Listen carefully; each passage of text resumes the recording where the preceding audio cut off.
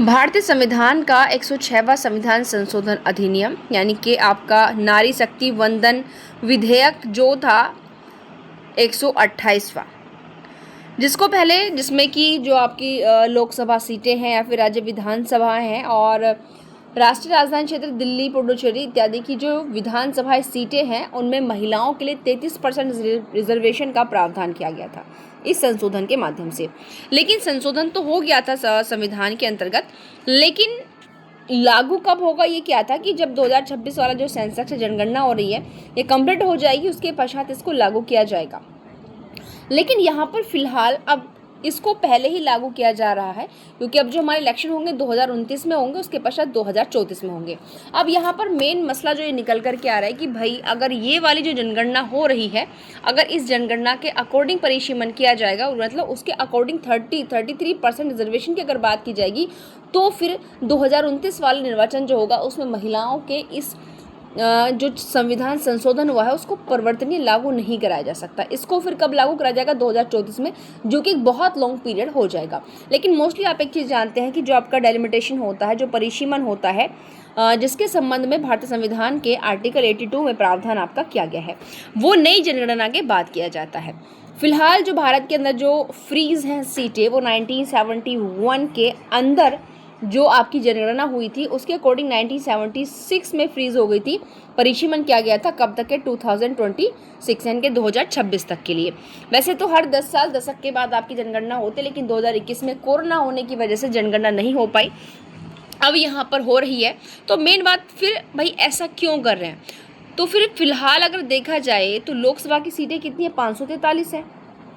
और अगर ये अभी नारी शक्ति वंदन अधिनियम को 106वें संविधान संशोधन को, यानी कि जो महिलाओं को रिजर्वेशन है 33%, अगर उन सीटों को उसको एनफोर्स अगर कर रहे हैं, लागू अगर कर रहे हैं, तो फिर 543 सीटों में से अगर 33% महिलाओं को हो जाएगा तो वो तो फिर प्रेसिडेंट की संख्या के अकॉर्डिंग ज़्यादा होगा।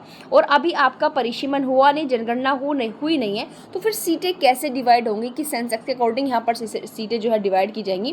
क्योंकि मेन क्या सुनने में आ रहा है कि अगर 2000 ये जो 26 वाली जनगणना अगर पूरी होगी, इसके पश्चात 2000, क्योंकि फिर परिसीमन होने में भी आपका टाइम लगेगा। परिसीमन का मतलब है कि स्पेसिफिक क्षेत्र में, मानो पहले किसी क्षेत्र में कितनी आबादी थी उसी के अकॉर्डिंग वहाँ पर आपके MP MLAs होते थे, लेकिन अब पॉपुलेशन आपकी बढ़ चुकी है क्योंकि 1971 के अकॉर्डिंग है। और आप जान सकते हैं 1971 से अब तक कितनी ज़्यादा पॉपुलेशन हो चुकी होगी, तो उसी के पश्चात पार्टिसिपेशन करना जो है आपका डेलिमिटेशन परिसीमन कहलाता है। अब यहाँ पर फिर क्या होगा? तो अब यहाँ पर आपकी 850 सीटें होने वाली हैं लोकसभा की। तो फिर भाई ये तो हमें बता दो कि 850 सीटें अभी तो जनगणना कंप्लीट हुई नहीं है, किसके अकॉर्डिंग होगी? तो ये जो फिलहाल अब आपके आंकड़े डिसाइड होंगे, ये होंगे 2011 की जनगणना के हिसाब से। जी हाँ, बिल्कुल। अब फिलहाल जो ये आंकड़े आपके लगाए जा रहे हैं, ये 2011 की जनगणना के अकॉर्डिंग यहाँ पर जो है किया जा रहा है, और 850 सीटें। इसीलिए यहाँ पर क्या है कि 2011 की जनगणना के अकॉर्डिंग यहाँ पर डिसाइड किया जाएगा, जिसमें महिलाओं की लगभग जो अगर 33 सीटों के हिसाब से हम देखें तो लगभग 273 सीटें जो है रिजर्व होंगी महिलाओं के लिए, किसी भी वर्ग की महिला के लिए। लेकिन यहाँ पर बात क्या है कि जो आपकी SC या फिर SC ST कैटेगरी से जो विमेंस हैं उनके लिए सीट रिजर्व होंगी, लेकिन OBC जो है वो जनरल कोटे के साथ रहेगी, उसके अलग से इस प्रकार की सीटें रिजर्व नहीं है। आइए देखते हैं स्टेप बाय स्टेप सारी चीज़ें क्या हैं। और इसी को लेकर के फिलहाल ये जो अभी नारी शक्ति वंदन जो विधेयक था आपका 128वां जो बिल प्रोड्यूस किया गया था, 106वां संविधान संशोधन क्योंकि कंप्लीट हो गया था, वो तो 128वां था, 106वां संविधान संशोधन था, वो तो हो चुका था, बस एनफोर्स होने की बात है। उसके लिए आपका अधिनियम लाया जा रहा था, नारी वंदन शक्ति अधिनियम आपका। लेकिन यहाँ पर बात क्या है भाई, क्योंकि अगर 850 सीटें लोकसभा की हो जाएंगी, ध्यान से सुनिएगा, उसके बाद डेलिमिटेशन परिसीमन आपका होगा, उसके पश्चात यहाँ पर 131वां संविधान संशोधन विधेयक लाया जा रहा है। वो क्यों भाई? 106 हो चुका था, तो भी 106वें में तो महिलाओं को 33% रिजर्वेशन दिया गया था। लेकिन कॉन्स्टिट्यूशन में आप लोग आर्टिकल 81 में कंपोजिशन देखते हो लोकसभा का, तो वहाँ पर फिलहाल 543 सीटें हैं, तो भाई वहाँ पर भी तो परिवर्तन होगा, उसमें भी तो संशोधन किया जाएगा। आर्टिकल 82 जैसे मैंने बताया डेलिमिटेशन परिसीमन वाला, उसमें भी तो संशोधन किया जाएगा। तो इन चीज़ों में संशोधन करने के लिए आपका 131वां संविधान संशोधन विधेयक लाया जा रहा था। और यहाँ पर आगे ये देखते हैं क्या चीज़ें हैं।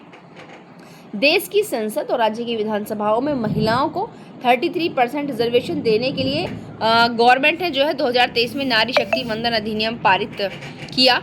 और यहाँ पर अगर मैं बात करूँ तो इस विधेयक में संशोधन के लिए विधेयक को पेश किया गया था, जिससे रिजर्वेशन 2029 में होने वाले आम चुनाव में लागू किया जा सके।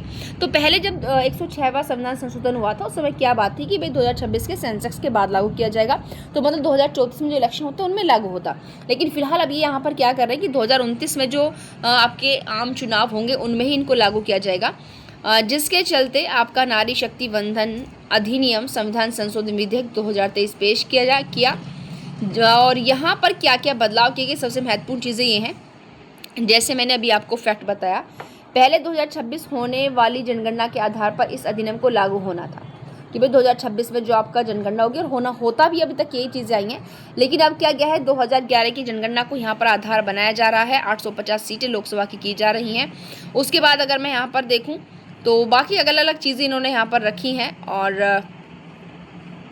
आप बात करते हैं अधिनियम क्या है। देखिए, यह जो अधिनियम है जब ये लागू हो जाएगा, इसके पश्चात जो लोकसभा है, राज्य की विधानसभाएं हैं, उनमें महिलाओं को 33% सीटें रिजर्व हो जाएंगी। और दूसरा जो है, अभी जो प्रेजेंट में लोकसभा में महिलाओं की भागीदारी केवल आपका 13.6, एक तरीके से अगर समलम लेके जाए तो 14% है केवल। कितनी है आपकी? केवल 74 महिलाएं जो है प्रेजेंट में आपकी लोकसभा में है। रिप्रेजेंटेशन जो कि 543 में से 74 बहुत कम है। यह जो रिजर्वेशन है SC और ST के लिए आरक्षित सीटों में भी लागू होगा, और आरक्षित सीटें रोटेशन के आधार पर तय होंगी, यानी कि हर चुनाव में आपकी बदल सकती हैं। लोकसभा और राज्यसभा से पास होने के बाद यह अधिनियम जो है देश में लागू हो जाएगा, और इसके बाद महिलाओं को रिजर्वेशन मिलेगा। लेकिन इस अधिनियम को लागू करने के लिए पहले डिलिमिटेशन भी ज़रूरी है, और इसीलिए 131वां जो संविधान संशोधन विधेयक है, इसीलिए उसको प्रोड्यूस किया जा रहा है, जिसके बारे में आपको बहुत कुछ सुनने के लिए मिल रहा है। जी हाँ, यहाँ पर क्या होगा, इसका महत्व क्या है? महत्व नॉर्मल आप लोग जानते हैं कि बार बार हमने आपको बताया कि महिलाओं को लोकसभा और राज्य की विधानसभाओं में 33% रिजर्वेशन देने की बात की जा रही है, जिससे लैंगिक समानता बढ़ेगी, राजनीति में महिलाओं की भागीदारी बढ़ेगी, वो अपने अधिकारों को पहचानेंगी, बाहर निकलेगी, बहुत सारी चीज़ें में इम्प्रूवमेंट इसके अंतर्गत आपका होने वाला है। यह कानून भारत की राजनीति में महिलाओं को बहुत ज़्यादा रिप्रेजेंटेशन करने की दिशा में बड़ा कदम है। बहुत आगे इसमें क्या है, आम चुनाव से पहले लागू कराने की तैयारी से क्या मतलब है कि 2023 में जो 106वां संविधान संशोधन विधेयक पारित हुआ, तो लोकसभा और विधानसभाओं में महिलाओं के लिए 33% रिजर्वेशन का रास्ता भी साफ हो गया। 2027 में जनगणना और उसके बाद परिसीमन की प्रक्रिया के अकॉर्डिंग ये लागू होना था। लेकिन अगर 2026 की जनगणना के बाद ये लागू होता तो आपका 34 में लागू होता, जो कि बहुत ज़्यादा देरी यहाँ पर हो जाती। इसलिए गवर्नमेंट ने क्या किया, 131वां संविधान संशोधन प्रस्तावित किया, और 2011 की जनगणना के अनुसार डेटा को इस्तेमाल करते हुए इस रिजर्वेशन को लागू किया। और गवर्नमेंट चाहती है कि 2029 का जो लोकसभा के चुनाव होंगे उनमें महिलाओं को पहला रिजर्वेशन यहाँ पर मिल सके।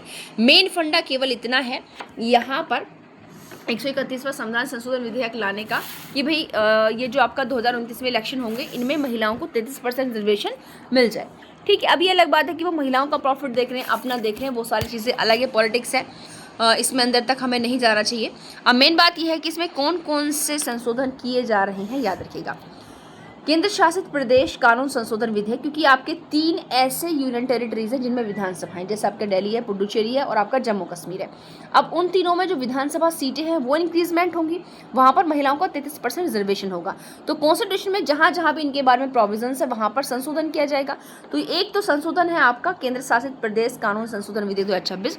दूसरा क्या है, परिसीमन विधेयक डेलिमिटेशन बिल, यानी कि आपकी जो है जो परिसीमन है वो आपको यहाँ पर किया जाएगा, सीटें डिसाइड की जाएंगी।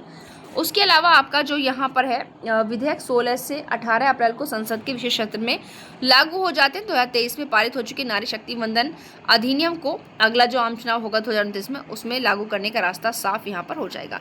तो प्रेजेंट में यहाँ पर देखा जाए, लेकिन फिलहाल देखते हैं क्या होता है इसके संबंध में।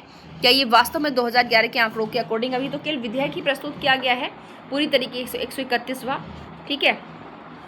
अब यहाँ पर देखते हैं कि इसमें होना क्या है क्या नहीं होना। जैसे कोई खबर इसके संबंध में आती है उसकी जानकारी हम आपको जरूर देंगे। थैंक यू, मिलते हैं नेक्स्ट वीडियो में।